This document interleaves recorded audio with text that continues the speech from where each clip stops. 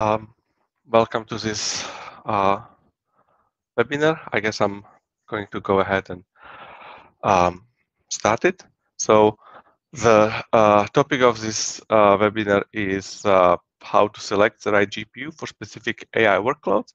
And as title kind of says, we'll be talking about different GPUs that are for computational AI or even actually beyond this workload.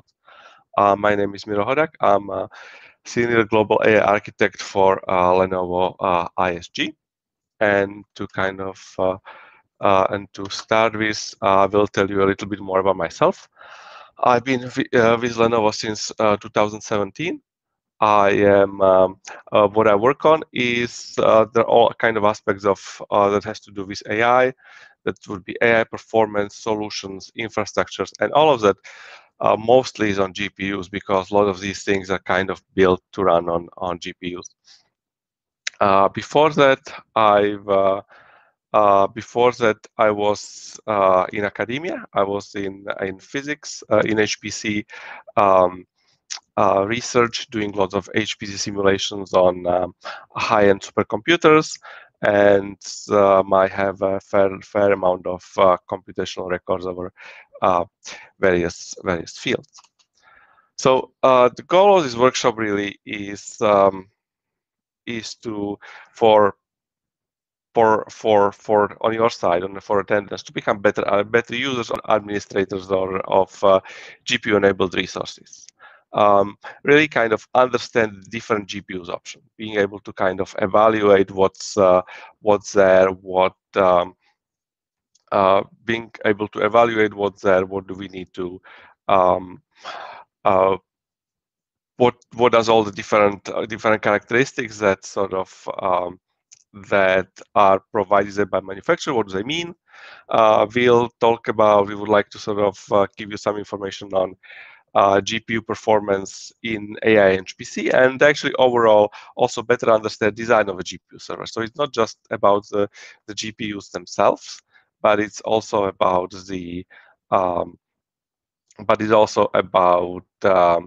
how the sort of this thing fit together. How do they fit together within a server? How do they fit together within a cluster? And we should be here in a we should be here in uh, we should be here in webinar mode. So please ask questions, comments as we go, if you kind of have any questions. So let's kind of make it interactive if we can. So with that, let's go over the outline. This would be I will start with giving you AI introduction to AI. What is it? Giving you the talk about different GPUs that there are there for compute. What are the GPUs?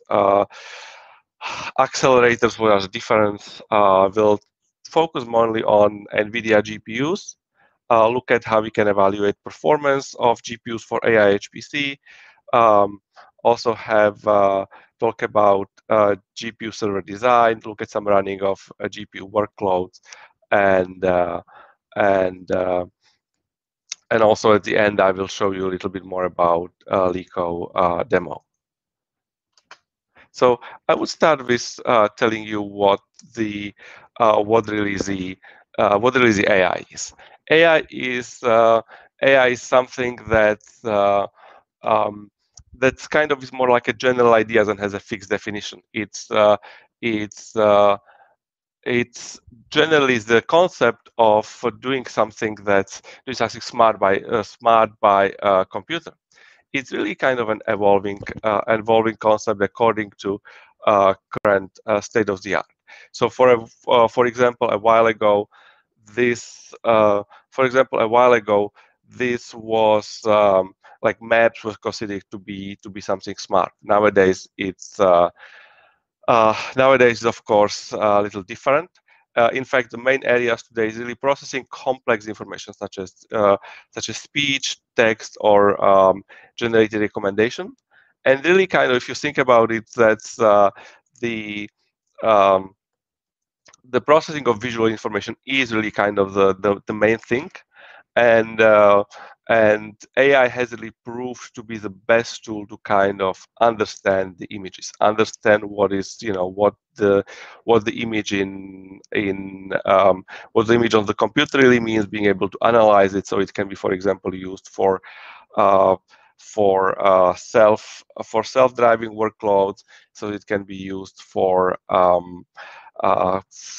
checkout in stores, other workloads such as quality control and things like that. So there's a lot of kind of potential use cases.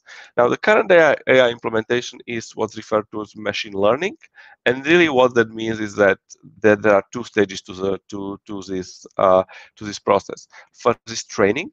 This that would be That really means that we first run, we first sort of, we first prepare data set and we show it to our ML model, and basically it runs until it sort of creates, until it sort of on its own effectively learns, right? So it creates a model with optimized parameters. That's kind of the first part. That is really the computationally expensive part, and that's really preparing the model according to the input, right? According to the data that we selected. And the second part would be inferencing. That's really is once the model is trained, how we are going to use it in the actual production. So what is kind of being an important part for AI is deep learning. That really what it means is using neural nets for AI. So neural nets is a concept that effectively tries to mimic neurons in human brains. So that's why it's hence what the neural nets come from. And it's really a subset of machine learning. It's really something that's while it's been around for a while, is only kind of recently being able to realize its potential. And the plots that I'm showing you here on the right hand side basically show the results of ImageNet competition. So what ImageNet competition is or was really a ImageNet is a large image data set that sort of has been used as a standard test for computer ability to recognize these images. And as you can see, sort of first in up until 2012, the traditional kind of computer vision dominated and was not doing so well. And since 2012, when we had there were an entries that used deep learning on these images, they got much better results than anyone else. And since then, pretty much everyone switched to deep learning, and it was effectively so. This has been recognized as a model, as a kind of a as a beginning of deep learning boom that sort of demonstrated that it can work better than anything else out there. And really we have and really the deep learning is something right now uh, that is the most important part of AI as it's sort of currently being performed. So why are we sort of talking about GPUs, or how is it connected? So GPUs are so really reason why we kind of how the connection work is that GPUs are really well suited for deep learning operation. With deep learning, we have to do a lot of there's a lot of matrix operation happening underneath as we train, or as we sort of use the model, as we kind of evaluate the math behind the neural nets. And that is done on like lower precision input. Usually it's not double precision, but it would be single precision or half precision. And if you kind of look at the plot over here, what it shows over here is that as sort of as deep learning became kind of feasible or showed its promise, really the hardware software on GPU side quickly adapted to this workload and effectively and improved performance dramatically. And that sort of has been continuing to this day, that effectively GPUs are what makes the deep learning feasible. Now it's possible to train on CPUs as well, but there's a big difference, maybe 10, 20 times advantage of the GPU versus the CPU, and hence that is the reason why people use GPUs in this context. I will not be talking about software here. I will sort of focus on hardware, but really I want to kind of emphasize that software is the key that we will kind of not talk about today. That will be that will be for a different talk. And really, but really the software here is important because in fact this is hard programming GPUs. Now a lot of codes actually come already with CUDA enabled, and that means you can just grab them and use them on GPUs. But the actual act of sort of doing that is the way that sort of programmers have to do it is not straightforward. It's quite complex, right? GPUs don't accelerate on their own. We cannot just bring the code and and add the GPU to the we can't just have a code that sort of doesn't work well, add the GPU to the system, and it would suddenly run better. It need to be programmed in completely different language, and not just that. The programmer has to deal with other aspects here. We need to have data transfers that need to occur to come into the GPUs. We need to sort of usually deal with batching the data. So the way it works is that we usually send data to the GPU in batches because it takes a while to sort of for data to go to GPU. So the best kind of mode is get a batch of data, send it to the GPU. While it's processing, we prepare another batch. So we kind of need to deal with that. We need to work around PCIe bandwidth bottleneck. So that's really how you feed the GPUs. So all these kind of things need to be programmed about. What we really have currently in the field is Nvidia is a leader, and it's not just because of hardware. It's really because they have history of sort of working in this field. They've been working with here with the AIs. They work with HPC code, and a lot of codes are now enabled with CUDA or GPUs, and that's basically is the advantage of Nvidia in here. Now you may hear stories that there's for example, that there's a new GPU, that new accelerator that is faster in some sense, that is sort of better in for example performance per watt, and that often happens, right? That actually happens a lot.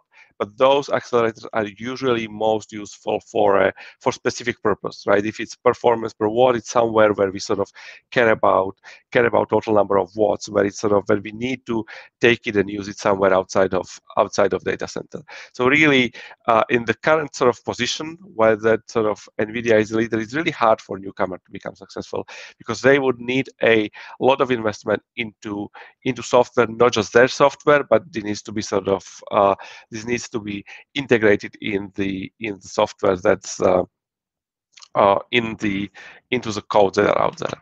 Now, a bit of kind of a vocabulary mention. What really is there's these different terms that we can call. We can call the GPUs, and I call it GPUs, but technically we can sort of there's this GPU, there's this general purpose GPU or accelerator, and all of these terms are usually actually often used interchangeably.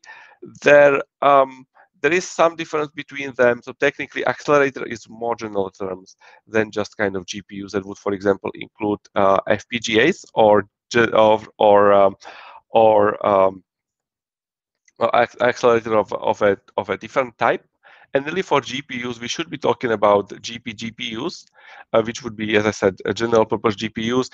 But that, in fact, while that's it being used, the distinction actually is to a degree meaningful, because what GPU means that it's kind of programmable device, and even now even low-end as desktop devices can be programmable through CUDA. So basically, any GPUs out there is general purpose GPU. So I guess the point is that really any of those it's really important to know what the context we're talking about. And in context of sort of computations, GPU or accelerator really mean the same thing, a separate hardware device that that sort of accelerates and help us with the computational task.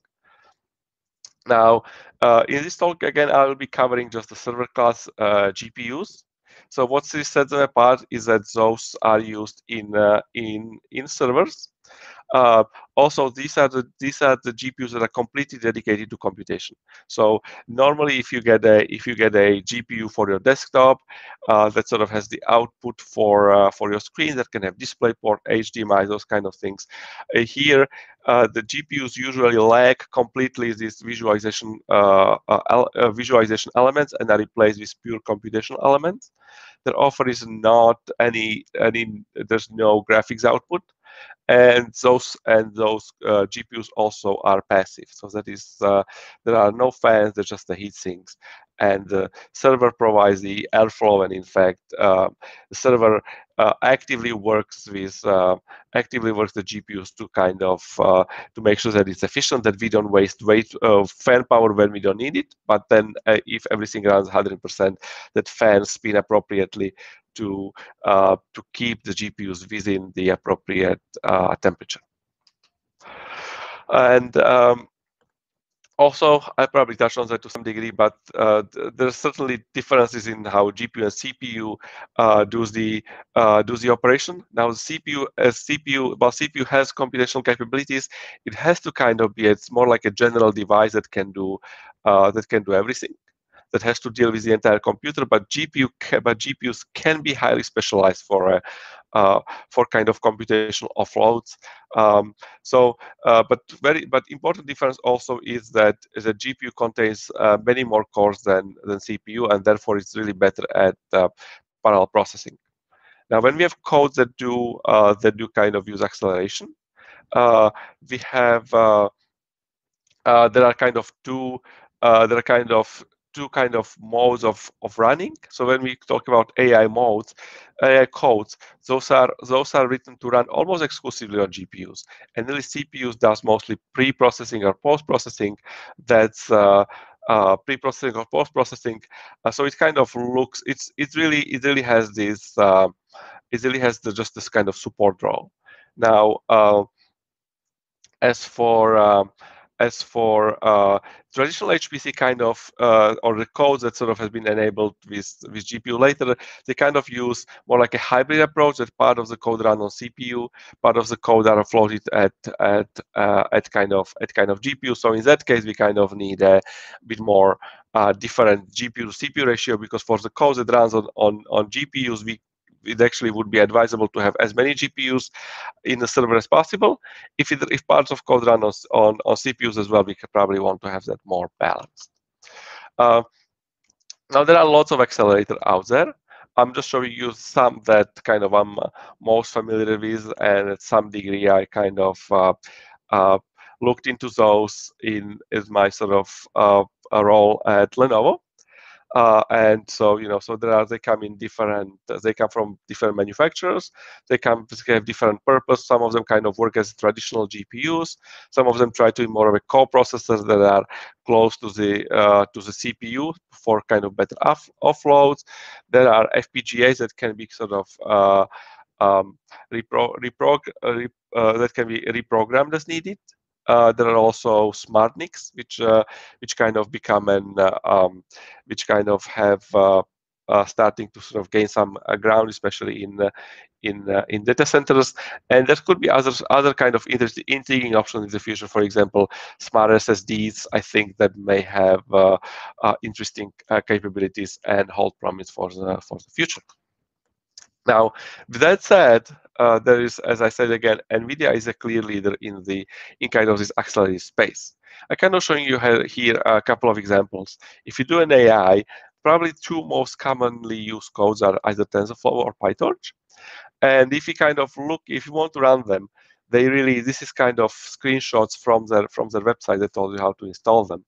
When we look into them, both of them effectively say that run only on that. They effectively assume that you have Nvidia cards or cards that are CUDA capable. Those would be just those are only Nvidia devices can run on CUDA. On PyTorch, they actually supports AMD cards. if you look at compute platform on the right-hand side, where it says it has options for two versions of CUDA and ROCm, ROCm. That would be the AMD card, but it's currently right now in beta. So it may get more supported, but generally within the field, Nvidia is kind of the most mind share in AI. I would also like to show you a very recent example. Actually, as I was sort of preparing this talk and finishing up my talk yesterday, I looked at the BBC, and there was this kind of news article that I'm showing you over here. And there's an article about how AI can be used to predict protein folding. Now, if you know about biology, this is actually one of the most protein folding is one of the most important problems, and maybe the most important problem in structural biology. Sort of being able to predict what, based on sequence, which we know sequence for any protein, but being able to sort of know what kind of shape it turns into, because shape determines the function, is like kind of the things that we will not be is that sort of has been researched a lot, and still has not been adequately answered. Now AI has been providing some really good answers for this, and so when I look into this, certainly very impressive research. It's a company called DeepMind. And when I looked into the kind of the news item, it sort of didn't really say what kind of computational device is running. But when I kind of look into what they're using, they've been using an open source code that they created called AlphaFold. That's the protein folding code. And so I looked it up. It's available at GitHub. And when we look at, and what I sort of posting the screenshot here, when you basically talking about setting it up, they basically just assume that again they again are setting it up for the Nvidia infrastructure. So they create they use Docker container. They kind of assume that you have that you install Docker with Nvidia support, and then you kind of run it that way. So that's kind of what it's trying to say, that so it shows two things, right? So AI is really kind of finding uses and proving its worth in all kinds of different places in sort of current research. And also the second point would be that when we talk about GPUs in the AI space, usually people mean Nvidia devices, and that's what we are going to focus on. If you look at what's available, right now, or across the generation of Nvidia data center GPUs, what we see is that there are in current generation, which is on the right hand side, the Ampere, there is more GPU choice than ever before. So clearly, kind of what Nvidia has been going for, they try to kind of segment their market into different use cases, rather than having a few devices that were sort of now it's there's a good and bad things here. So of course, it's good thing is that for given workload, we can kind of see and try to find the cards that matches us the best, right? Matches our workload and sort of our requirements. But of course, with so many, the opposite side of this coin is that with so many options, it's actually difficult to figure out. It might be difficult to really figure out what is the best, because there's overlap between these cards, and actually, but even look into what card is good for what. Look into the specs is actually kind of not necessarily the is somewhat hard, because it's kind of because there's a lot of things goes into what the defining what the cards really are computationally. So if you look at the table at the bottom, it sort of shows you several characteristics of the flagship cards across the latest generations, across Pascal. I'm sorry, the second one. The second one, I'm missing the middle column, which was supposed to be V100. But nevertheless, there's an increase in every category significantly over several generations, which would be I think the timeline of everything is about 5 years. And what is really trying to tell you that while that unlike CPUs, the GPUs are currently able to sort of to have significant improvement, um, to get significant improvement in performance across generations. Right, so while CPUs have lately hit kind of a plateau, and they're really increasing only by having more cores in within each socket. Here we have a significant improvement still, though there's still room for GPUs to sort of come with uh, come with a significant computational improvements. Now, what is really important in Nvidia is sort of new Nvidia um, generation is these Tensor Cores. So Nvidia is really doubling down on having special computational devices called Tensor Cores, and what they really do is they perform the matrix operations that is shown over here, right? So this the matrix multiplication plus addition. So, and that is really different than traditional CUDA cores that would really perform scalar operation per clock. This matrix is this course can the tensor core can sort of evaluate this operation per clock, and that leads to a significant improvement, maybe 8 to 16 times faster than what we would otherwise have. And if you look at sort of what's been the trend across uh, what has been the trend across the generation, is that there's definitely that Ampere generation has much more support of Tensor Core for different kind of precision. While it started is at Volta at having one, and at Turing there was multiple of them. Now clearly Nvidia has been this is kind of the way that's where the performance improvements come from. The other way sort of it's happening is that the Ampere has, for the first time, um, hardware ability to sort of accelerate sparsity. What it really means is that if there's sparse metrics, there's kind of in-hardware support to sort of pack it and create and do the operation on the packed metrics, and if that can be used for, and especially used in AI, that can really oftentimes in inference that really leads to substantial speed up. The main card in kind of the in the portfolio of the kind of a flagship part of Ampere is A100. This is really the card that provides the best raw performance across the board for all kinds of workloads. So really, if you value the maximum performance, effectively regardless of what would be type of the workload, that is HPC AI, the A100 would be the best card. Improvement over the previous generation depends work case by case, but really for HPC, we would see maybe 50% or more of performance. If we talk about AI training, there is more, maybe 2 to 3 times. And as I said, that is because the tensor cores can be really utilized really well.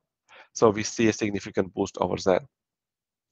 A new feature in the A100 is what's called MIG, which stands for multi-instance GPU feature.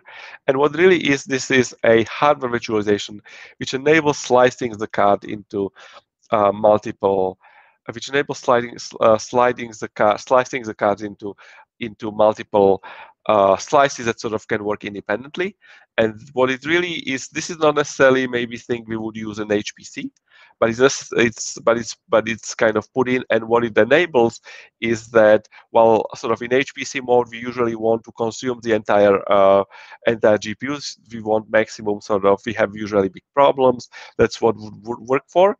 But oftentimes, if there's a smaller problem, that sort of in that case, there's an option here to take the card, split it into independent instances, and then use just one instance for that particular workload, and have and use the other instances for something else. There's up to 7 of these instances, and of course they also have divided memory. Now, the downside is that instances cannot communicate. So basically, once you sort of split it into different slices, you see there's a kind of different as a different cards. You really cannot then kind of take that. Oh, I'll take 3 of these slices for something and use them together. That kind of that wouldn't work. So. And because it's a new feature, I think there's still kind of market still finding how useful this is within HPC or sort of AI training. It's probably not it's not the main features that would be used. Now, the difficult part of A100 is that it's, while I kind of refer to it as a one thing, and it's being referred to as one thing, there are in fact multiple versions of these cards that have been kind of either released or announced. So it can come in 2 different form factors, that would be PCIe or SXM. PCI is standard kind of form factor that sort of plugs it into PCI Express slot in server, or potentially that's something that also exists in desktop. And so the PCI cards come in 2 versions now. They can come with 40 gigabyte memory where the TDP is 250 watts, or they can come with 80 gigabytes memory where it would be 300 watts. Now the other option is that it would be SXM formats. Those are not PCI cards, but in fact those are kind of socketed cards that kind of plug it into the board as showing on the bottom here. And these cards actually now do come in actually 3 versions. There's the one version for 400 gigabytes and 400 watts, so that's significantly higher TDP. Or it can come with 80 gigabytes where the TDP can go up to 500 watts. Now so again, the important difference here would be that while PCI is kind of standard and it can be easily used into different it can be easily used in different servers. The communication between the cards can be a bottleneck because because NVLink that is integrated within the SXM card board provides up to 600 gigabytes per watt. The PCI speed is 64, so it's one-tenth of that. So the cards that sort of goes into the SXM boards, the advantage is really faster GPU to GPU communication. Within the 6 system server, we use both of these form factors. But as far as the SXM boards go, we use the 4-way GPU boards. We don't use the 8-way GPU boards, which are sort of difficult to consume as it's kind of become as it's quite complex to sort of create the servers that have that become less less flexible than the one with 4 GPU. We kind of see that is a sweet spot between in kind of usability and being able to sort of manage it in a data center. The second card in the Ampere portfolio that I would like to talk about is A40. It's another card that has been released. This is a card that is targeted for graphics applications. This is not something that would be is kind of meant to be for computation. So it's really kind of for graphics rendering, ray tracing, AI denoising, and that's why kind of design of these cards, the way how these design of these cards, the way how sort of computational elements are put together, it's kind of reflects that it has a computational element that are dedicated to ray tracing, for example. It has actually higher memory than A100, at least the 40 gigabyte one, but actually at the cost of lower memory bandwidth. That again negatively affects performance for computational ones. It is the only card in the Ampere that actually has a direct DisplayPort output, so it has the ability of actually plugging monitor directly there.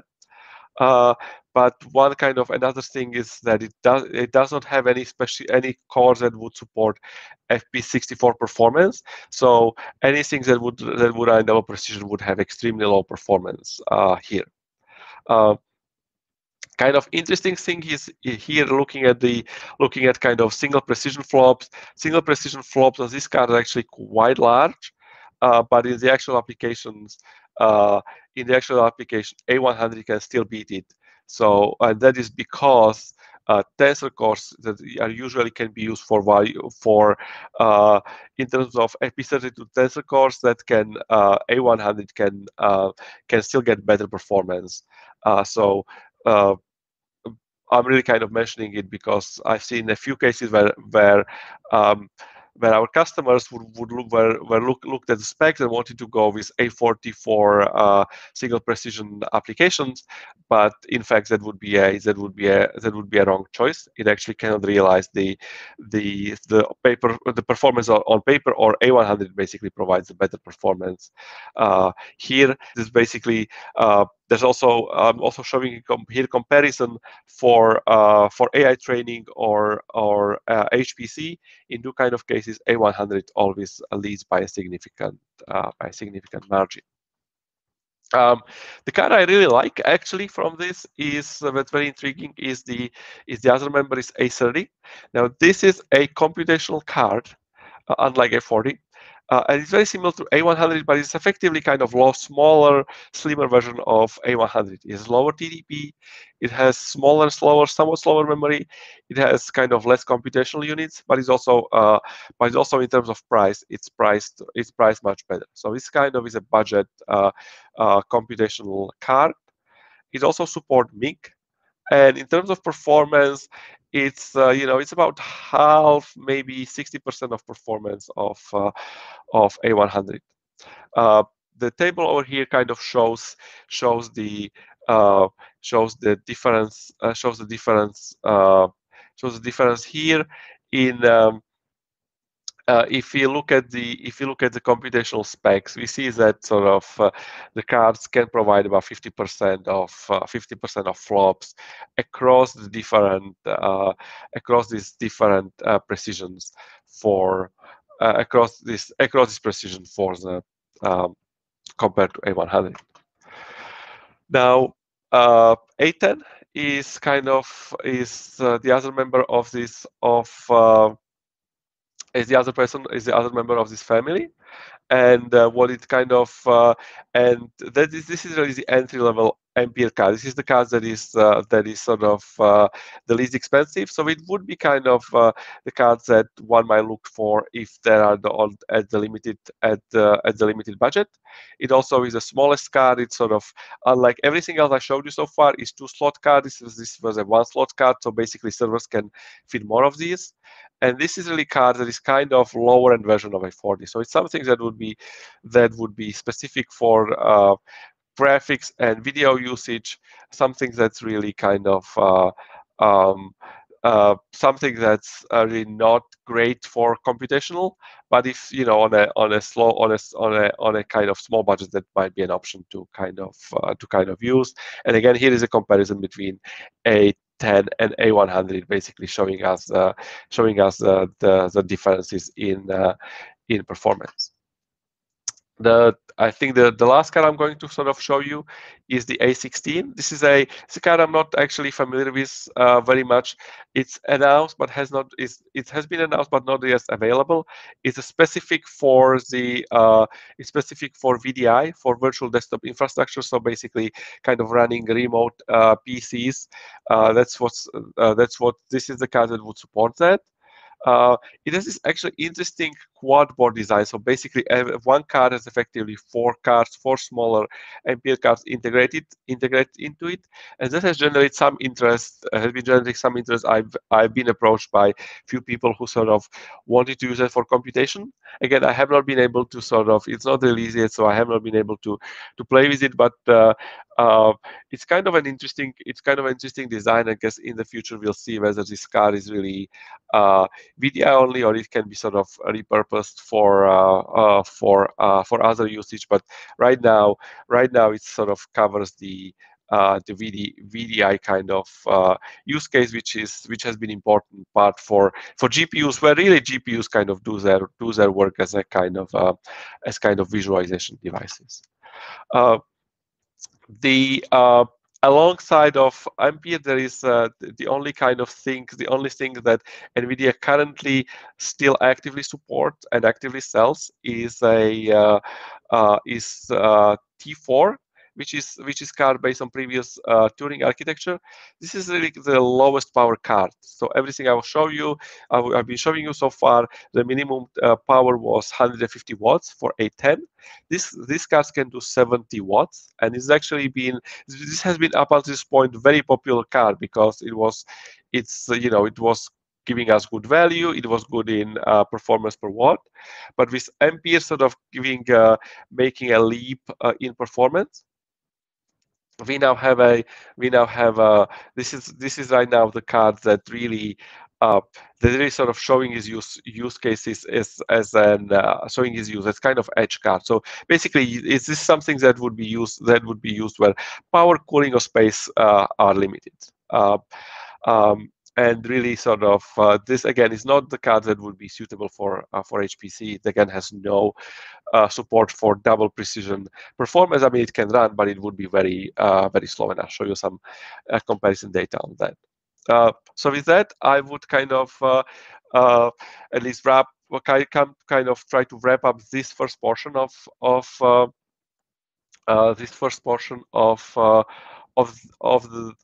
this talk, which we sort of talk about GPUs, and I kind of uh, this table shows us. This table shows us the comparison side by side of everything, what is kind of the use case, and show us some of the specs. Again, there's more specs than these, and sort of this kind of shows, this is kind of a handy chart that shows the difference is very little difference it shows on. Personally, when I kind of evaluate what the card is for, usually the thing that I pay most attention to see how it sort of performs in terms of computation is looking at power, at TDP, and looking at memory bandwidth. Usually, if it has higher power, it's sort of meant for high-end computation. And really, memory bandwidth, memory bandwidth really means that then whoever designed the card usually sort of was targeting that for so high memory bandwidth card would really be the cards that would do most in computation. The other kind of workloads usually don't need that much of a memory bandwidth. I think this might be a good time to kind of see if there are any if we got any questions, or we should be in a webinar. We should be in a webinar. We should be. I switched to the meeting mode, and that means that should be able to hear the audience. So if there are any questions up to this point, you can go ahead and ask while I sort of try to get some refreshment.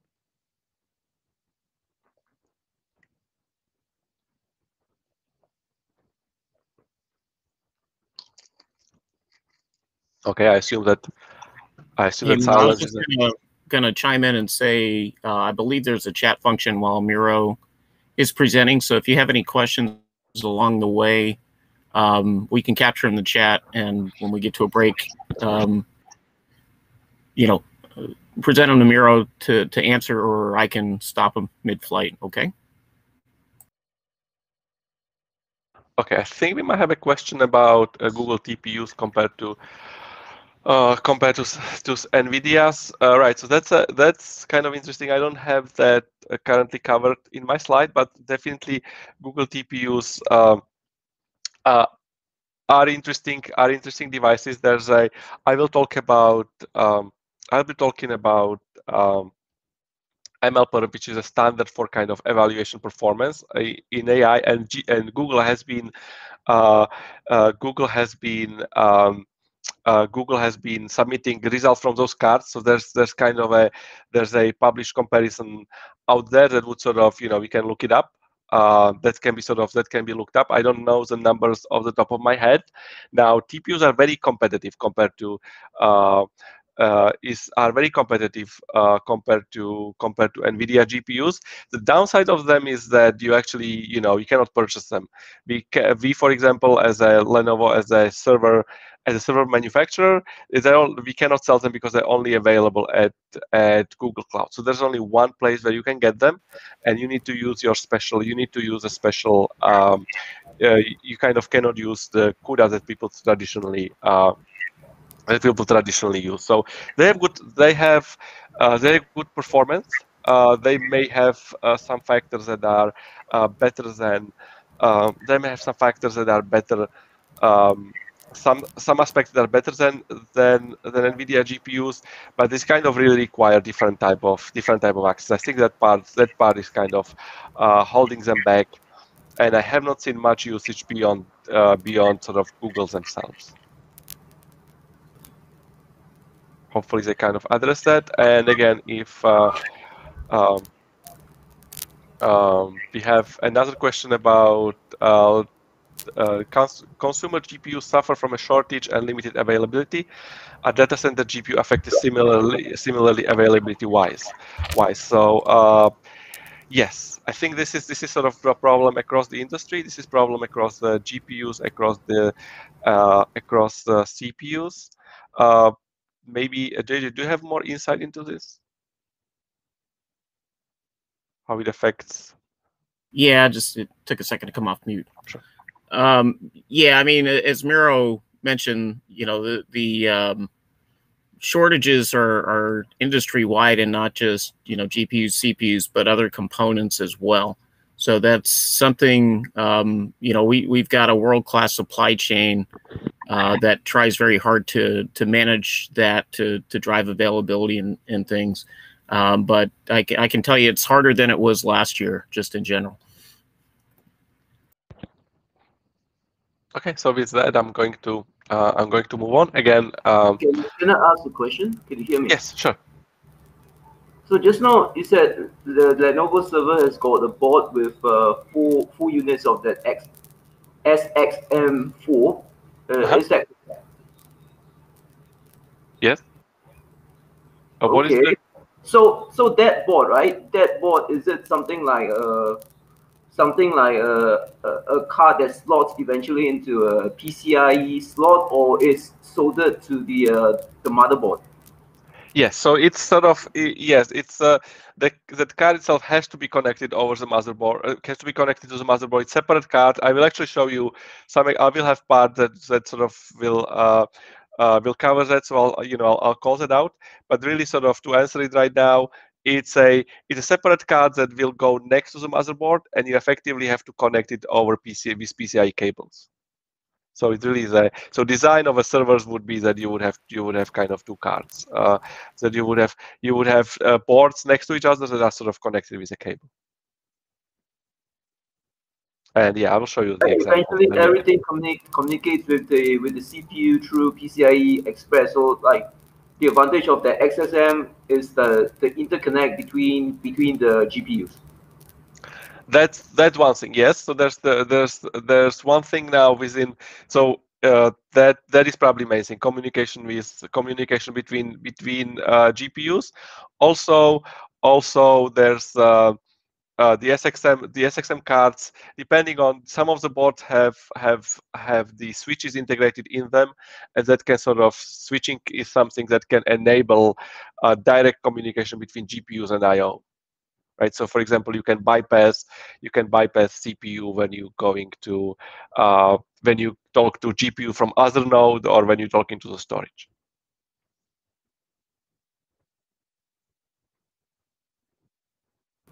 Does it make sense? And again, we'll talk more of this. This is kind of server level. I'll have a few. I can show you some examples of that. And I presume the Nvidia cards are also integrated with the InfiniBand, right? Because you can do this GPU direct. No. Well, then they're not. I mean, they're not the cards. The cards are. There's no direct integration. I mean, basically, it's you would have to have. You kind of have a the cards.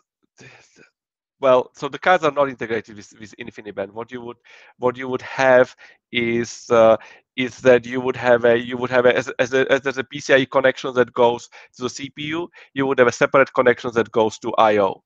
right? So you can have directly, it's not directly integrated, but there would be like a direct connection to say InfiniBand HDR cards. That's how it would work. Okay, that's all for now. Thank you. Okay, so we'll cover that. I'll call that out now. Again, if you kind of have a talk, if you have a question as we kind of talk, if we kind of go through, especially if it's something that is directly on the slide, please kind of it would be good to sort of just ask questions straight there, so we can kind of figure it out. So with that. As you know, I showed you what I showed you on previous slides was really kind of just a subset of these of the characteristic of the GPUs. Now, this is actually a chart that's taken from this link. This is a sort of a that's an article somebody published on comparing, trying to make sense of these GPUs, right? So this is really kind of the V100, T4, and all the kind of Ampere card, and trying to sort of get all of these published specs all together in one piece, and it really becomes this kind of effectively things that are almost incomprehensible.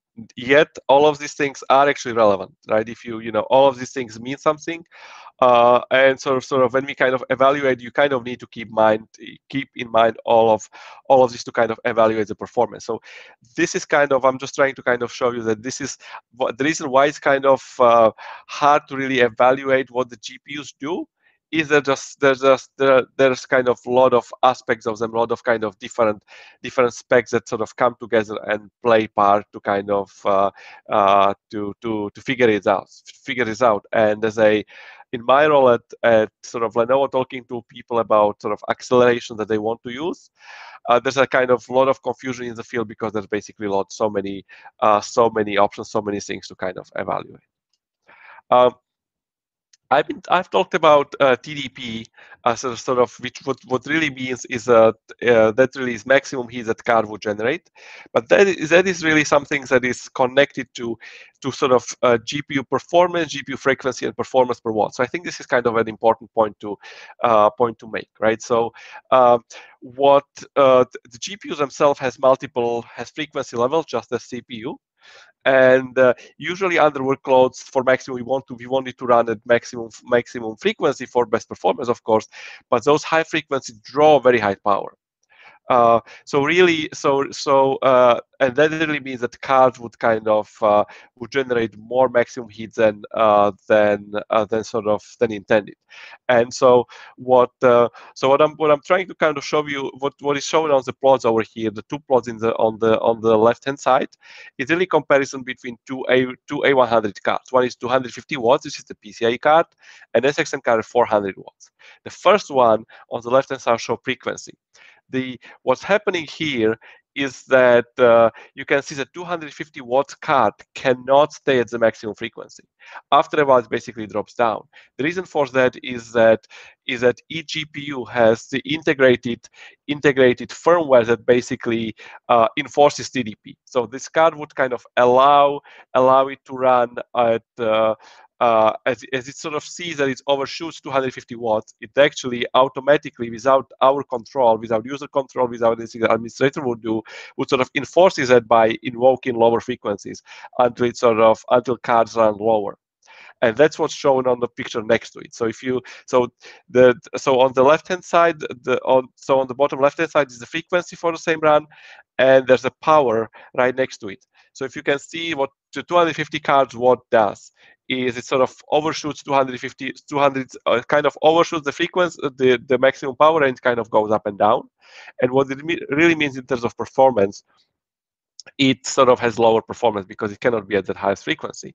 Whereas the 400 watts card can really, for this particular workload, 400 watts card is really sufficient. This is sufficient thermal envelope. So what really TDP gives us, it gives us sort of ability to stay at the higher frequency for more of the time. Now, this all is connected to power efficiency, because usually the top frequencies are not power efficient. So what is shown on the picture on the right hand side really is kind of a way where I took the 400 watt card, and one thing that can be done is sort of enforcing lower from user side that any administrator can do that. There's a TDP which is 400 watts. I cannot make it higher, but we cannot make it low. We can make it lower. So I made it kind of lower, and I looked at performance, which is the red curve, and power efficiency. So in this card, we can actually see that in terms of performance, if I go from 400 maybe to about 200, the performance doesn't change much up until I hit 200, where it sort of goes down really quickly, and that is kind of really reflected in power efficiency. What we can see here is that sort of power efficiency is really low at 400 watts. It is higher at these higher frequencies. It's actually maximum for this particular workload was at about 225, but it's really close to where the PCIe cards are, 250 watts. So one of the reasons why 250 watts has been kind of enforced on the PCIe cards is that this really is kind of a close to a sweet spot for the power efficiency of these cards. Whereas so 250 watts is about the cards. It's about the point where it's best performance, best sort of power efficiency. But there's still ways of as we go beyond that, we sort of get additional marginal performance because of significant power. So this is kind of an important consideration important thing to take into account. I'm going to show you some performance data of the actual performance evaluation I have done myself. Now, I've done it sort of as a kind of reason to get real life performance instead of relying on what sort of Nvidia puts out there, because oftentimes it can actually be I'm trying to get a performance, the same kind of performance across the multiple cards. So I'm trying to use it as a kind of comparative tool. So I can want to control what's being run. At the same time, it tests our servers, see if we can get performance that is expected. And also, it's kind of good. This has been very useful data to sort of advise customers on. So I'm going to show you 3 workloads for the different cards that I was working on. And data is presented here as a bar chart, and the star sort of gives us what indicates which card has the best performance. The first kind of workload is HPL, so this is kind of the lean peg, what is run to get top 500 supercomputers, and what we see here, it compares A100 PCIe, A100 SXM, A30, A40, and V100, and RTX and T4. So those are kind of the cards from previous generation, and we have some unbuilt cards in here. What we see is kind of, to a degree, what is expected, that SXM card is the card that is kind of the best in total performance. It's higher TDP, as I told you, that gives you total maximum performance. Now, if you look at performance per watt, this is where the cards that the A100 cards that are run at lower wattage actually gives you. And price performance here is this is kind of interesting. I didn't know what to expect there, but given that sort of A30 is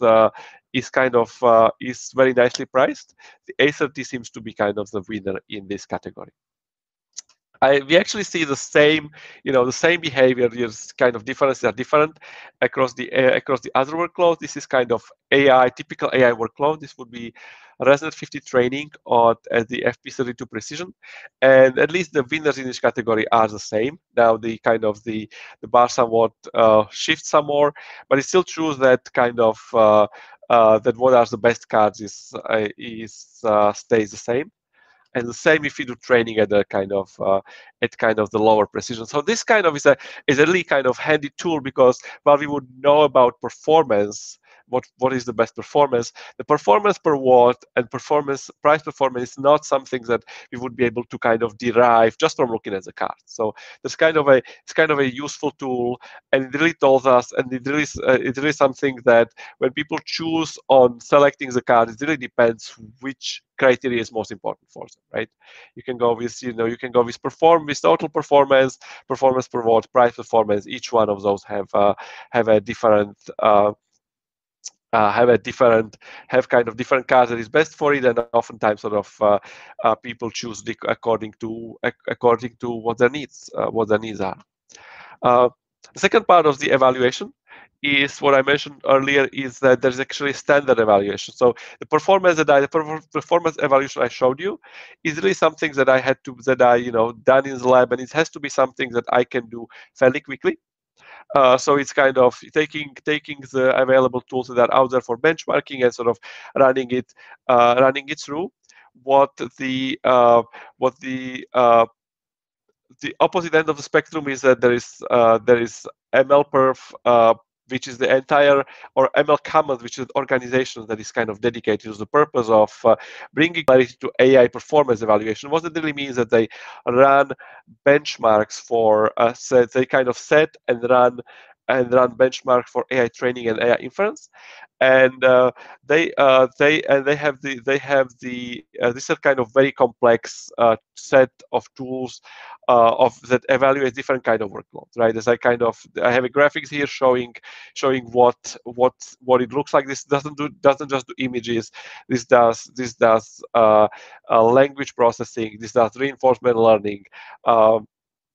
Recommender kind of system, right? So this kind of very well put together a suite of AI performance, and it has buy-in of most of the important players of the AI industry. There's Google involved in there, Nvidia, Intel, all those kind of organization set up because they kind of want to benefit. Really, the overarching kind of purpose of this consortium is that really it kind of allows us to we can get away from you can get away from like one vendor saying this works the best. Nvidia can say my GPU works the best. Intel has a story that, oh, actually you don't need GPUs for this because it runs fine with CPUs, right? So kind of setting up the benchmark and running them in a and providing results out there that sort of evaluate that is really what is the main value of MLPerf. Now, I'll show you some results from kind of there, but I just want to show you that as it's sort of MLPerf has launched in the first time in late 2008, 2018, compared to latest rounds, that usually is 1 or 2 rounds per year. They sort of show that there is significant improvement, at least in training. The training, it's not just due to the hardware. Software is very important as well. When I started looking into that, it took about 60 epochs, 60 times going over the entire data set to actually train a model. Now, for some of the models that I ran, it's not 60, it's about 35. So it's sort of, so these things sort of get, hardware gets better, software gets better, all kind of, this has an effect of sort of accelerating improvement in not just hardware but also software tool related to that. When as I said, there's 2 parts of MLPerf. There's training and inference. My kind of favorite part is actually inference. Now, inference, and really the reason for that is that what gets submitted to MLPerf inference is a variety of GPUs, variety of accelerators get submitted to inference, because inference is such a kind of such a wide type of workload. It really depends on where it can be deployed. It can be deployed data center. It can be deployed at the edge. If it deploys at the edge, it really depends.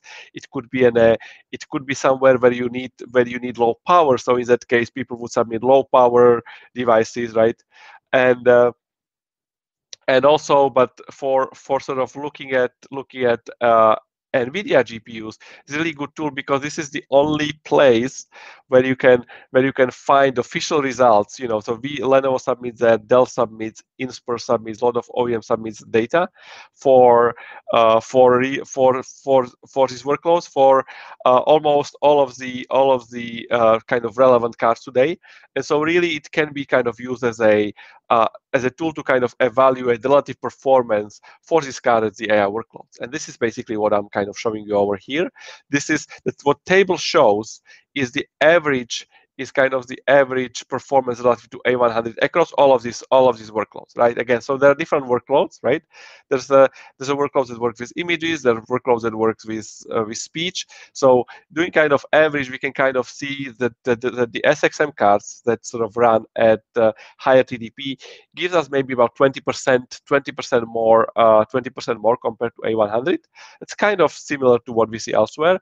Importantly, we see that A40 and A30 have about 60% performance in AI.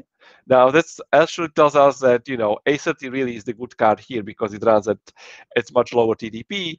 But A4 for A40 it's a A40, while it can be used, it runs 50 watts hotter than the PCIe A100 and only gets 60% of the performance. So you can use it, but it's kind of not the optimal card. You can also see that the difference that what A10 gives us and T4 from previous generation, which is used for these edge type of workloads, give us about 16% of the performance. So not so great, but if we are sort of in a power limited situation on the edge, that's sort of still a decent amount of performance. The interesting kind of things that can be extracted from this data, we can use a CPU and GPU comparison. In the latest round, we have there's a CPU that has been submitted that runs at 250 watts, the same way as A100 PCIe. And when we look at the performance, the GPU Pro gives us about 22 times more performance at the same TDP. So again, this kind of shows that there is this persistent gap between GPU and CPU performance. And again, really, if CPUs would be at the same performance, there would be no need for GPUs. So this kind of demonstrates that really that there is really a reason and value for kind of GPUs to be involved. The other part of ML performance is the training. Now, the training again is about here's the main kind of metric is time to train. So really what people submit, Lenovo submitted here as well, is given a particular workload, for example, a classical case of training Resident 50 network, what is the time to train? You can train it from beginning to the end. So the metric is time to train, which is kind of very simple. But because you want to train it with maximum performance, almost everyone submits on A100. So the cards, if you kind of want to look at that, there's the comparison really is mostly people submit on A100 and Nvidia GPUs, but we can still kind of see that the trend is kind of similar. The SXM cards, which have the same specs but different TDP, give us somewhere about 20%, 15 to 20% performance. And so again, this is the kind of data from ML provide kind of a good data source. Unfortunately, if you kind of go ahead and look them up, they're kind of presented as just a bunch of there's always just a spreadsheet with lots of data, so they're kind of difficult to kind of parse and figure out what it means. But if you have kind of time or are kind of interested in figuring out, as we had questions, for example, as we had questions about TPU, there's submitted data for TPU, and you can see how that sort of compares across at different workloads. So data is available out there. My next topic would be moving on and talking about GPU servers. With that, I'm going to see if we again have questions, and I see one question.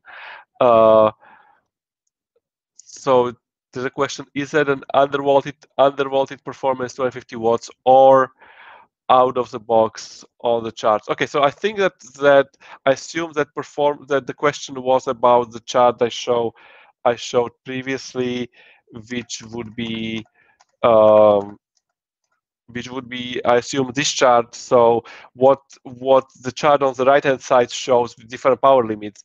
This was actually the card that this is actually done on 400 watt cards on SXM card, and And yeah, we can actually there's tools that Nvidia provide. There are OS level tools from the Nvidia SMI that sort of allow us to kind of to go and not exceed the TDP, but sort of go lower. So this kind of enables us to sort of run it as that. There's also an option for example, capping the maximum frequency. So for example, so that's actually my work as well.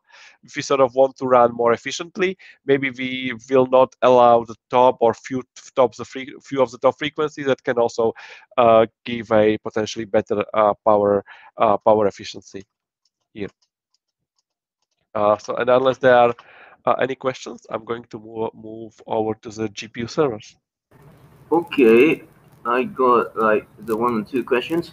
So according Sure. to the slide that you just went back to, and also the last one you Okay. showed, it appears like, I don't know, this TDP, right, for how long it sustained, like 400 watts versus 250 watts. You're talking about a difference of more than 50%, more than 50% power draw 60%, for 60%. a marginal benefit, like 20%, or like, I don't know, Yes. 20% or so difference in performance. It's kind of expensive, right? Trade-off.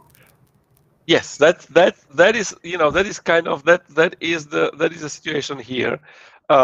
So that's, and I think that's kind of to a degree it's known. I mean, that's the same thing. Is the difference there is non-linear relationship between power and chip performance. It happens on CPUs, happen on GPUs. CPUs have turbo mode that can run faster, but there's, you know, that enables sort of faster performance, but it's not doesn't go linearly with the power consumed. The same thing is here. Yes, you're reading this right from we're using about 60% more power to get about 20% of more performance out of these cards. So it's, you know, and that's why it's kind of depends on. That's why it's kind of trying to sort of bring this on. It really depends what is the most important to the customer, right? If somebody who does high-end AI training, which means that you, for example, need to have a model that you need to retrain repeatedly, because that's what happened in AI. You sort of have a model and you're not really happy with that. You sort of try to change some hyperparameters, train it again. If you kind of need to train your model often and tweak your model often, then you know, oftentimes if data scientists and the time of data science is really expensive. In that case, it really makes sense to sort of take the cost on the takes the cost on the power to sort of keep data scientists productive. But it's really kind of this really kind of choice out that, yes, there's, you know, there's inefficiency. There's an inefficiency here. Servers, right? Within the servers, is there a parameter or option, a tuning switch to do the power capping of the GPUs according to the usage scenarios? According to usage scenario, there would not be anything according to usage scenario. Can you say it? Can you repeat that? Is there a way to do power capping of the GPUs, either on the user, or maybe to fiddle with some knobs on the server? Yes. So there's nothing really on the server. So Nvidia doesn't expose a lot of things on a server that we can kind of, you know, we can kind of control that. There's a control through OS, which is what I'm kind of used which is what I use in here. So when you install install Nvidia driver, there's a command Nvidia SMI that gets installed, that actually can be used to tune some of these parameters. So within that, you can pass in an option to enforce lower power limits. So if you have this card, you can do Nvidia SMI dash PL for power limit, and you can give any number that you want that is lower than TDP, right? So again, if you have 200, if you have 400 cards, you can actually. So we have 400 cards that actually has come up with a few customers that sort of we had that worry about power efficiency and that were getting 400 watts card out of us from us, right? So what we sort of advise them to do is that, okay, you can get these cards, and because one of the benefits is that you have this NVLink faster GPU to GPU communication, but you can basically use this Nvidia tool and just run it as a lower power limit, right? You can go to 250 watts, you can stay in between, you can go to 300, right? So that would be kind of, so there's actually a way of changing this in the OS. The kind of the downside is that it's not really persistent across reboots, and you kind of have to do it all the time. This would be currently the best way of doing that would be really kind of changing it in the OS. To be a super user to change that setting? I believe so, yes. Okay, so you can't do it on a per job basis by the user. I don't think you can do it yeah, I don't think user can do it. Okay.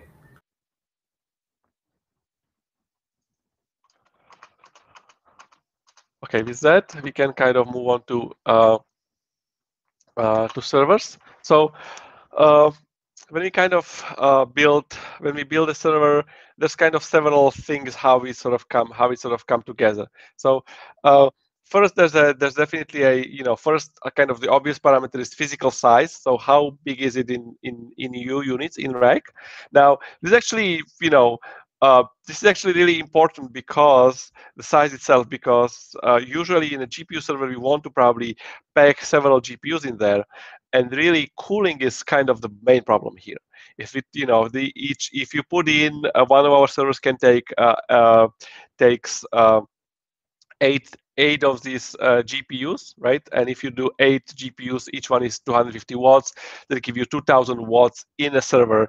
Now the problem is if you are under air-cooled condition, which usually servers are, is that you need to have certain volume that sort of you need to have to probably cooling that efficiently. Similarly, if you're doing air cooling of these SXM cards, right? That's doing board of 8. That's why the board of 8 actually, if you can buy board of 8, I think from Nvidia, it comes in a 6U chassis, which is really big and difficult to work with. But it really is because there are these huge heat sinks on all of the GPUs to basically cool them efficiently. Now, when sort of building that, you kind of have to decide how many GPUs you're really trying to put in. And again, that's sort of from that you work out how much cooling you need to be, what the physical server size would be. But again, the other considerations would be how the GPU communicate, right? Are you going for straight PCIe? Are you going with the NVLink? In which case you have to put in integrate the board into the system. If you're doing PCIe, is there some kind of PCI switching going on? In our previous server, we didn't have PCI switch, but there are some advantages and disadvantages having it. The disadvantage is that it adds additional latency, additional paths when cards communicate. The advantage is that with PCI switches, you can have direct connections between GPUs and, for example, I/O, or also with PCI switch, the cards on the same switch can communicate faster than going back to the CPUs. And again, at sort of data center level, what is sort of important is how to actually rack power. While we can sort of give you a lot of GPUs in the boxes, does the rack actually support that? Is there enough cooling capacity for all of this? Because those are very power hungry, and what kind of networking you want to use. I want to also actually mention that, sort of go a little bit down back in history, is that sort of IBM System X, which is what sort of Lenovo ISG, where I work, is kind of is sort of direct descendant, was actually one of the first big tier 1 server that is actually integrated GPU coprocessors inside the machines. That was in 2010. Since then, we sort of kept it and improved it into there's been several generations of our GPU dense platforms, and I will kind of walk you through our GPU systems that we have right now that are sort of based on Intel Ice Lake CPUs. These are the new systems that have new generation of systems that we have recently released, and I will kind of briefly show you some of the options. Basically, how we kind of to give you an example what is kind of our design principles to kind of put that together. We really sort of value flexibility and modularity, that we want to build a system that can be used in multiple ways. If you sort of take, for example, that's why the reason why we stayed away from the 8 GPU system, because 8 GPU system integrated in one box can only be used for there's very few use cases in that. You have to have high-end AI trainings that utilize all of that. Otherwise, it's for other use cases, it's sort of hard to get good usage out of that. Important thing is, as I mentioned, cooling is very important. We incorporate our liquid cooling, that is Neptune solution. I'll show you what that means specifically. So the first of these servers is the two servers, our GPU dense server is SR67TV2. This is kind of our main air-cooled system, and it's a very flexible system that can support both PCIe GPUs and all kinds of PCIe GPUs, but also it supports this SXM board, right? I have some kind of example. There was a question on how this board looks like. So on this picture over here, especially the way it works is that the board is in the front of the car, is the front of the server. So if you look at the sort of top picture, the kind of the front part is the board, and there is that uses liquid assisted cooling. What it means that actually that the heat directly from GPU is extracted by using liquid, and it goes into kind of the radiator behind it. And this is really very efficient because we can use it to support 400 or 500 watt cards, and we can stay in a liquid cooling, in air cooled. I've seen the design where sort of using the same thing in a where sort of competitor use complete air cooling, and they have to use bigger server to sort of do this. What's shown on the bottom picture is sort of close up of the board. So this is kind of the board that has these heat exchangers there, and the sort of the radiator also behind it. So that's kind of how that integrates. When we use the same system with PCIe, it kind of looks like this. That instead of sort of the front part can be replaced, and it comes with a riser where you can plug in the PCIe cards. And again, as I said, we support up to eight cards over here, and because it's Ice Lake, it runs at PCIe 4. The interesting thing that sort of has been getting quite a bit of traction is that we've made the same server and we took the SSM card and put it into a liquid form. The PCIe card cannot be really liquid cooled as they are, but the SXM cards can actually have, as I show you, they have this heat exchanger. We have integrated them into our completely liquid cooled platform. And we basically can, and as it's shown here on the red, this is the board again on the left-hand side of the top server. And what is kind of interesting here is that when we do liquid cooling, we can pack this card in 1U. If our previous server, even with kind of liquid assisted cooling, we have to go to 3U. So one of the important things that you get, other than sort of the inherent sort of savings due to liquid cooling, is you can achieve much more densities than with the air cooled systems. I quickly want to just kind of show you that sort of what kind of determines performance are these kind of architecture block diagrams of these different servers. Uh, the liquid cool server that has the board is kind of shown on the left-hand side. As you can see, there's the board that kind of connects, that is connected by the board in the middle, it's called SXM GPU, that is connected by 16 PCIe connectors that connects to the CPU. That's how that's how the board is connected. On the other hand, on the right-hand side is our air-cooled server, SR67TV2, very against is that PCIe cards, that there are PCIe lanes coming out of each server where the GPUs would connect. So in our case for 8 GPUs, each socket would have 4 GPUs that sort of would then communicate that way. And depending on the particular configuration, we can include PCI switching there as well. With that, I would like to move on to GPU workloads, unless we have questions. And if not, I'm just going to continue. So AI training is sort of, the important kind of workload, and the ones that I've been talking about was AI training. This is really kind of computationally intensive part of the AI. GPU is greatly accelerated.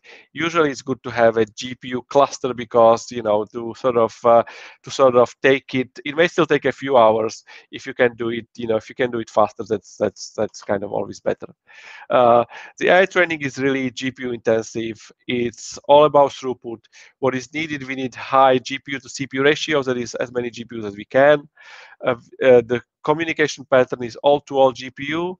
We also work on complex data set, and it needs a connection to data source. So really, the way kind of to achieve efficient training, especially if you do scale out here, is that it's important to have high-speed network. So we need to have at least 100 gigabit Ethernet is really good if you want to stay on the Ethernet side, or if we have kind of RDMA, HDR fabric, that's something that gives us good performance as well. It's also important because we use, there's a lot of data access happening. It's good to take time to pre-pack the data into specific format. Usually that's called TF record. Doing it as a kind of individual data files, that really kills the performance. But I've seen that done. That's really not the right way to do that. The GPUs process things in a batches, so it's best to kind of feed as much data as possible to the GPU, so maximize the batch size. That is the reason why why we have 80 gigabytes GPUs, is that we can put them big chunk of data, and while the GPUs processing, we can sort of prepare another thing for them, or we can overlay some other things that we can overlay networking, for example, while a GPU is processing that. It is also important to use, Nvidia has this NCCL library, which is specific thing for communication, either between GPUs, either within same node or across nodes. When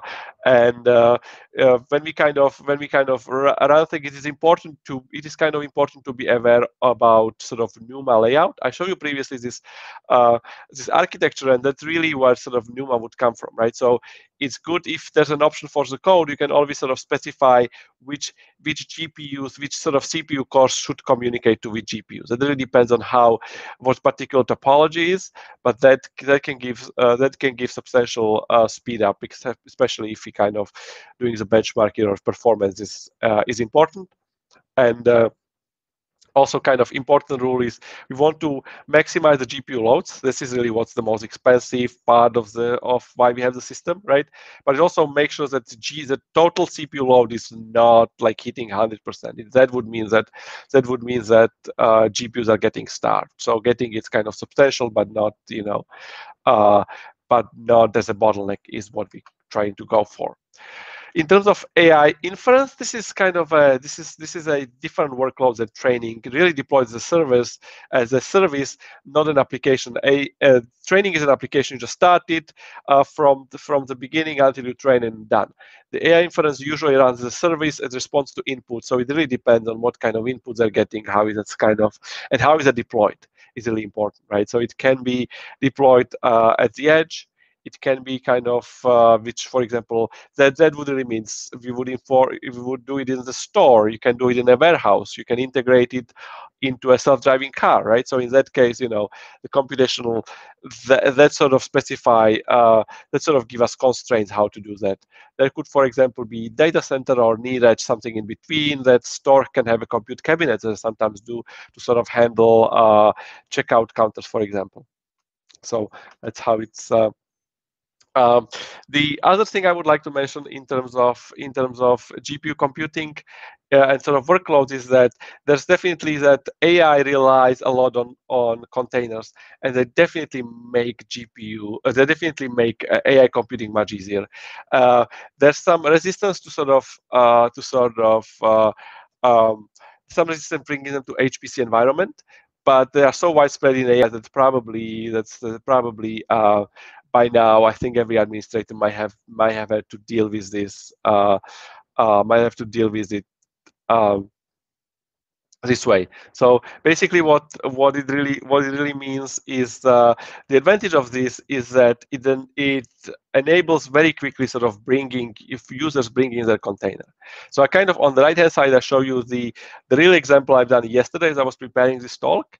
As I sort of wanted to install TensorFlow from NGC repos. This is from NGC. That stands for, let's say, that's where Nvidia sort of puts Docker containers that are specifically sort of tuned for GPU. So it's a good resource, and effectively by getting by running two commands, I'm able to sort of I'm able to get the particular version of TensorFlow that I want.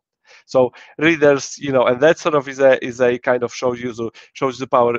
Installing this is really hard, right? So just being able to download it and use it straight up is kind of big improvement. A lot of these AI workloads have a lot of libraries dependencies within containers that all comes together. The only thing that we really need to do is you kind of need to have a recent Linux kernel. You would need to have the only thing to support GPUs is GPUs drivers. It doesn't. The CUDA and all the other libraries come already prepackaged, so we don't need to care about this. And basically, just by downloading it, after downloading it, I can just directly run it and use the version I want. So this really gives users the power to sort of easily bring their own version. That sometimes causes issues with HPC where sort of administrators want to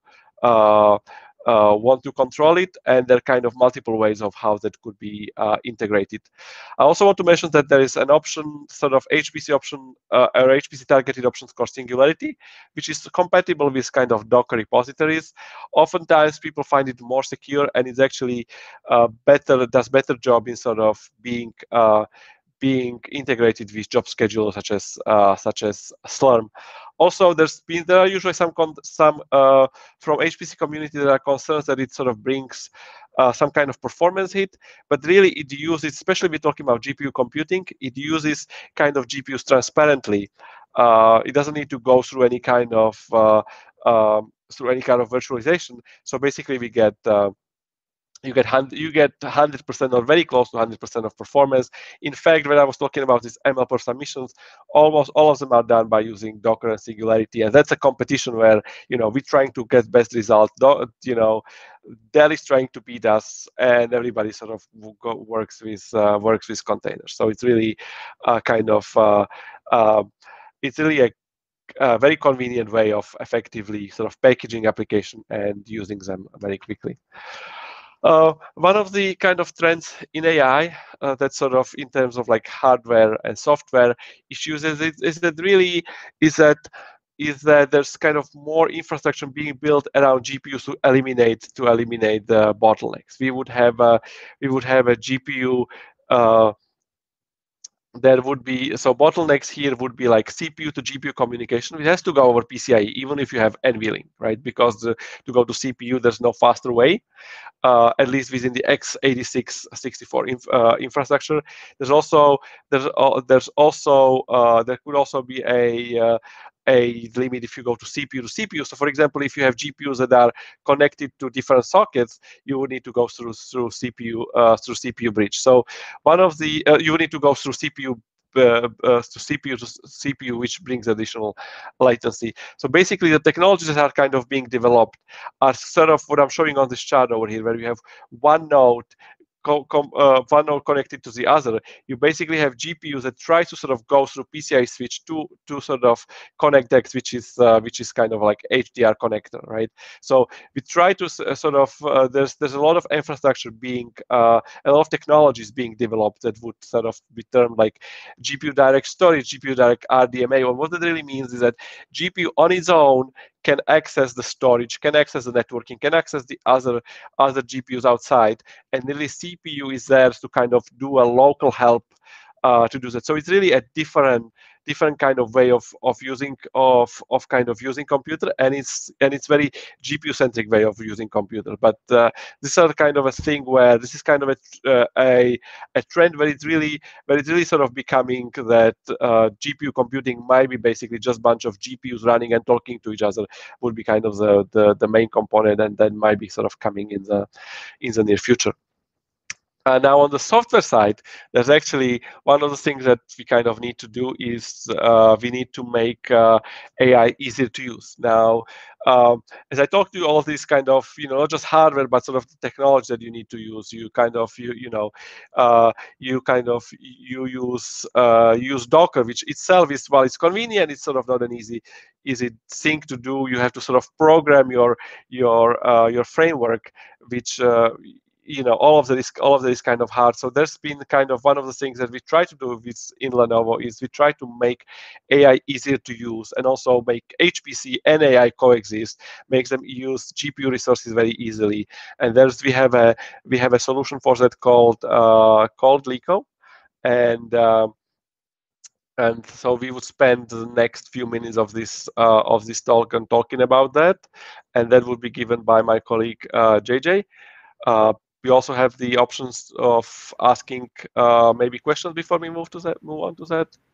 Yeah, let's see if there's any questions as as we switch screens here.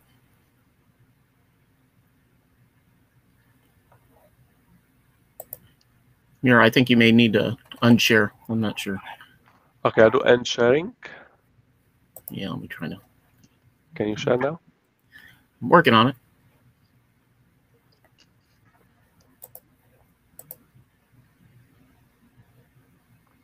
Yeah, let me know if you can see my screen. I can see it. Okay. So, we just spent a good hour and a half talking through the complexity of deploying the right GPUs and systems, to match all these different workloads. But we're not done with kind of solving the problem here. So what I'm showing here is kind of a high level, basic HPC cluster architecture. And the reason that we build clusters these ways is, we want to have a lot of shared resources for these batch type workloads, but it's the most efficient way to deploy them. So, in the case where Miro is talking about, bringing in a framework or tools with Docker, the alternative kind of is if we gave every HPC user dedicated nodes for what they're going to use, our budgets would go crazy. They'd be insane. They'd be impossible to manage. So, leveraging the HPC type architecture for batch workloads, also for AI, which is also the training in particular is batch workloads, from the infrastructure perspective, once we get guidance from Miro on what's the right systems, the right cards for what we're trying to accomplish, based on our goals, they could be, performance, it could be performance per watt. There's one we didn't really talk about when it comes to AI, which is data scientist productivity, and I'll talk a little bit about that here as well. So all that's good, ready to go, and then the next problem we run into is when our data scientists show up to our HPC environment and have no idea how to get what they want to run on it. And so this is where Lenovo developed what we call LECO, or Lenovo Intelligent Computing Orchestration. This is developed inside Lenovo, and it's really meant to sit on top of the traditional HPC management stack. In this case, we leverage the Open HPC distribution, so components like Slurm for workload scheduling, Singularity for containers, and abstract that and make it easy and give the data scientists tools that he can use to easily deploy his training and his development on the cluster without really having to learn how to use it. As Miro mentioned, data science time is really expensive, and we want to make them as fast and productive as possible. We want them doing data science and not spending a lot of time trying to figure out computer science. So what LECO does is it abstracts the tools underneath for the users and gives them a very easy approach to deploy their AI training. We have standard templates that can be used with very few inputs. They can leverage containers that are in the system to run underneath to provide all those libraries and drivers and things that are needed. And literally with a few clicks, they can get those running on whatever resources they need in the cluster, monitoring their jobs, being able to track their jobs, all within a portal which doesn't require them to have to figure out how to put things together. There's a second side of LECO, and I'll show a little live demo here in a minute. But we also abstract the stack for admins as well. So in environments where you may not have a dedicated team of administrators, we provide the monitoring and the administration side of the cluster as well, giving a lot of views, giving a lot of reports around things like cluster utilization, being able to set up, say, different queues for different types of GPU systems. So if you've got, for example, the SXM for high performance training on some nodes, and you want to queue that off and then queue off, let's say, lower GPUs that are being used for development for different users. Very easy to do that all within LECO and not have to get down into the underlying tools. But back to kind of the how things kind of work today. So in many cases, it's difficult for the HPC administrators to really understand what the data scientists are asking for. And the data scientists really don't know how to kind of put it in terms that our HPC administrators going to understand. So oftentimes what happens is they just ask for the biggest, baddest GPU system or systems for their data science team. And these are really expensive. And then what tends to happen is one user at a time gets them, they download their Docker containers, they do some work. In most cases, their workloads are probably only using a single GPU. And so we've got inefficiency both from the utilization side as well as the users that are waiting for their turn. So by leveraging what we know and love in HPC with workload management, it makes it very easy to deploy multiple jobs to one per GPU. And this could be 4 users at the same time doing development, for example. It could also be a data scientist running 4 jobs to do hyperparameter tuning in parallel instead of doing it, say, with a grid search in parallel, so they can get their results a lot faster. So it gives a lot of flexibility for the data science team. It also provides high efficiency, which we're trying to get, which is why we put HPC in clusters in the first place. It also makes it very easy to monitor the usage. So we don't need to put more systems out than we think. Again, these workloads are fairly new. We don't quite understand, like we do HPC, how things are going to be utilized. So it's very risky to put these very expensive systems and GPUs out and then find out that nobody's using them.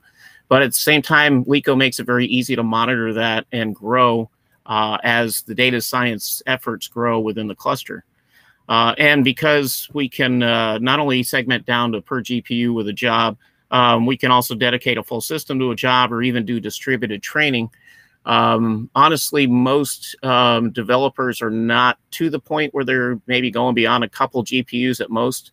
It becomes a very complex problem from a programming perspective to solve. But as they advance, as the frameworks like TensorFlow 2 start making that easier, we're fully ready to go and support that.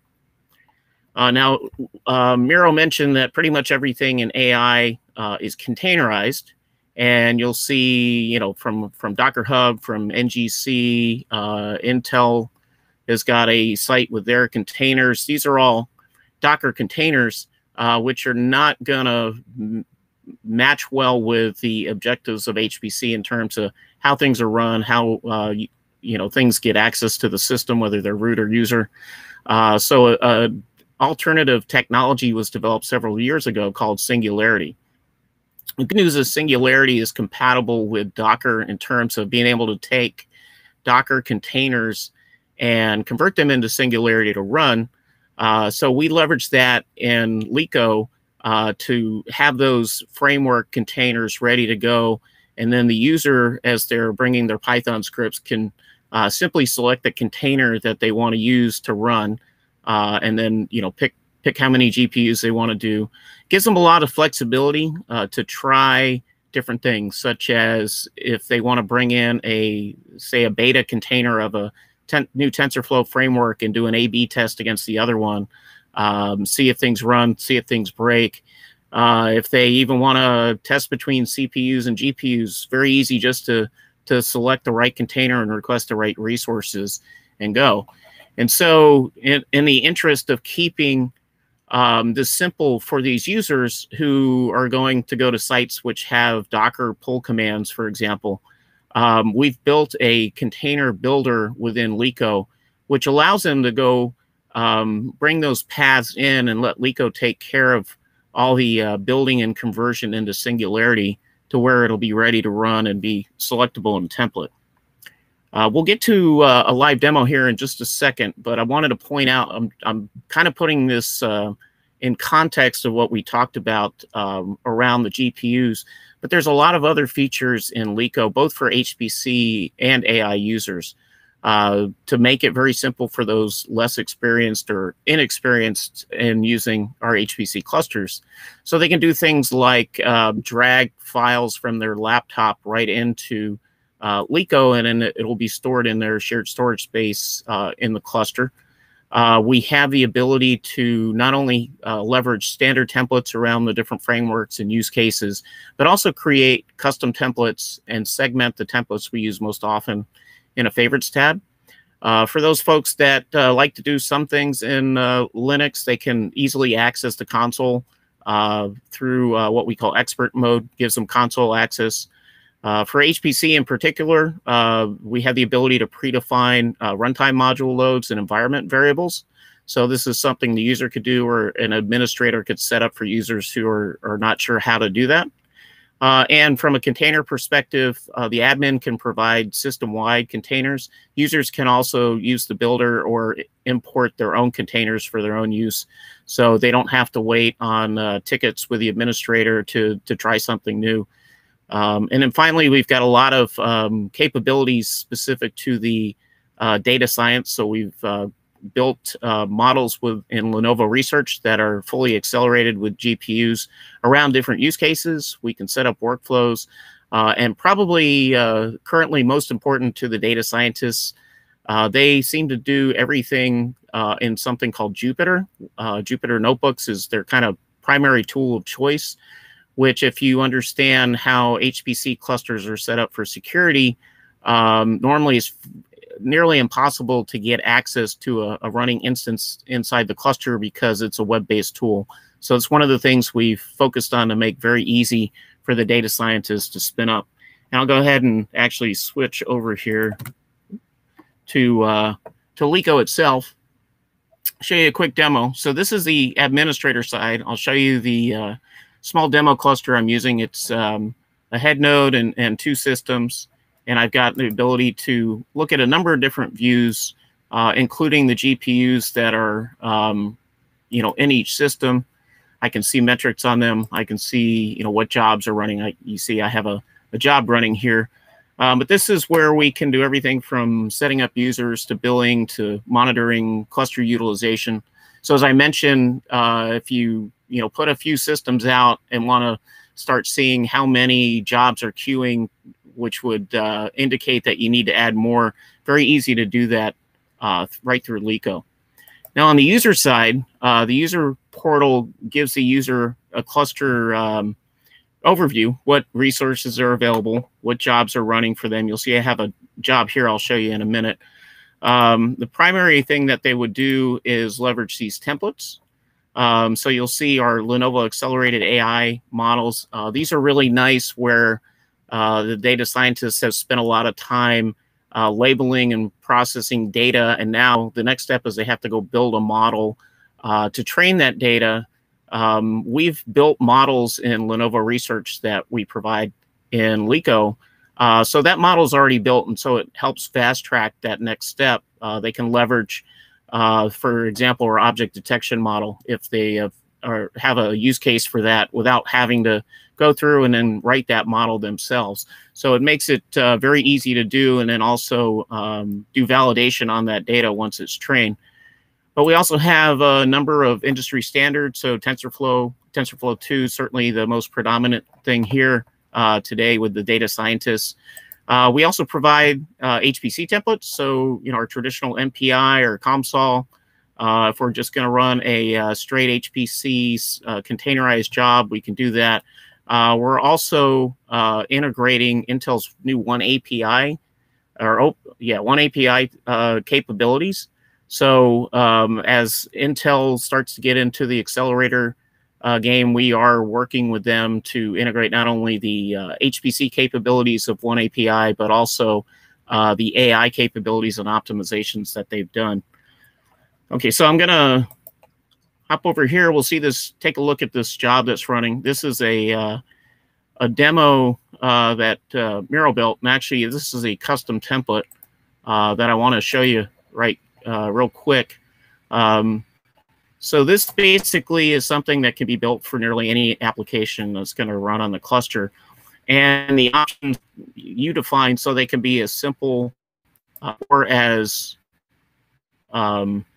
detailed as they need to be. I'm going to shut my video off because I think my internet is acting up here. So you'll see this one has a tremendous amount of inputs, but nobody has to go figure out how to write batch scripts or anything like that to get this running in the cluster. Now, once that's running, we can monitor the logs. We can also take a look at the resources. So if we look at the GPUs, one of the goals certainly would be both for the IT, but also the data scientists, is to be maximizing the utilization of those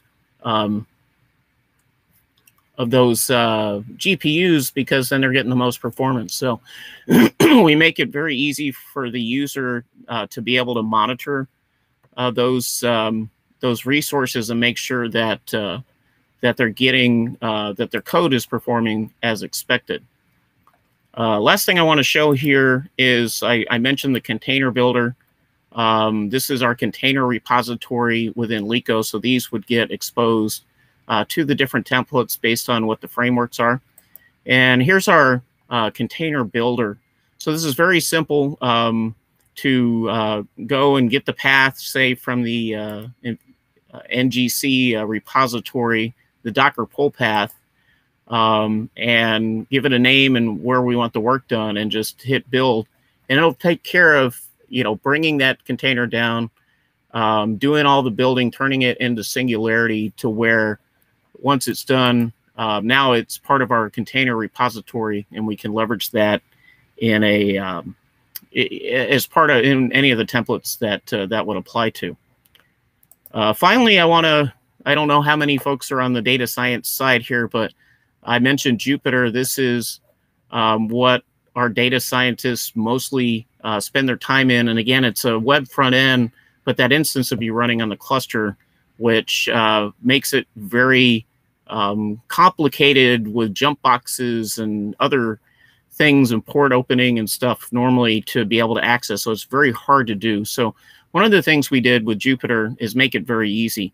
So the user can predefine their instance. They can have multiple environments, and then they can select what are the resources they want to use with that environment, and simply hit OK to submit that, create that instance. And we'll let that spin up. It'll take, 20, 30 seconds. But once it's done, from the user side, not having to figure out how to get into the cluster, how to get to those GPUs, they simply view it and it pops up in another tab in their browser, which is what they're used to, whether they're doing this on a dedicated machine or running it on their laptop. But it's running on the cluster, and they can, utilize whatever resources that they need for what they're running. So from a perspective of the data scientist, it looks exactly the same as what he's used to, except it's running on those high-performance GPUs. And everything is in the cluster, so from start to finish, he doesn't have to move anything around as he goes from development phase into training. Everything's already in the cluster. It's safe there. He can use his laptop while something's running very long instead of consuming his laptop. So a lot of flexibility and benefit for them. And again, because they have a cluster instead of a single system, if they're doing multiple things that like hyperparameter tuning, they can leverage those available resources to do things in parallel and get their results a lot faster. So it's a real productivity boost for them as well. So with that, Miro, I think I'm going to hand it back to you if there's no questions. Hopefully my audio held up. Yes, it is. And I'll let you wrap it up. Okay.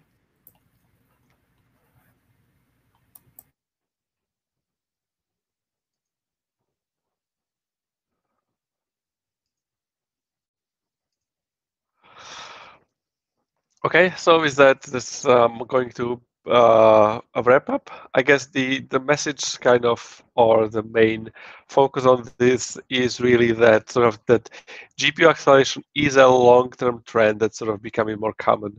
GPUs right now sort of, still, beyond just beyond just accelerating computational things, they're lately sort of trying to push into some of the databases, doing complex database searches, for example. That's something that that can take a long time, and with GPUs now having a large memory capacity, they can sort of accelerate that as well. So I think that's a kind of a trend that's sort of going to continue and expand wherever it can. There's a lot of GPUs option out there, and I hope that this was useful to sort of help you understand what each card can do. I think to kind of it can be kind of summarized in a thing that A100 is really cards that gives you best performance. For total maximum performance is SXM A100, but you again are trading there. You again, for maximum performance, you sort of trading some of your efficiency. The best performance per watt is actually coming at the PCIe cards, or you can take the SXM card and sort of running it at lower power cap. The best price performance for sort of computational things really comes from A30. So that's really an interesting card to look at. A40 is a high-end graphics card, and we also have A10 that will be kind of budget option for graphics, or also entry level for somebody who wants to experiment with the latest GPUs in this setup. With that, that's really the end of what we have prepared for you. Feel free to contact me if you have questions, comments about this, or anything sort of beyond this talk. Before we really go, are there any last minute questions? And I guess that maybe means that there are not. And with that case, we're probably going to end this. So thank you for your attention again. Hopefully it was useful for you. I mean, this is kind of a complicated field. I was trying to give you a sort of technical overview of what's going on. And with that, thank you for your attention. As for the question of sharing slides, I think this has been this has been recorded, so I'm not actually sure what is the organizers. I'm not sure what is the organizers. That might be, you may want to sort of contact the organizer. I don't know if they're going to. I mean, the talk is definitely recorded, and if but if you cannot get it through the conference, you can just contact me directly, and these are the slides that I don't mind sharing, so we can do that.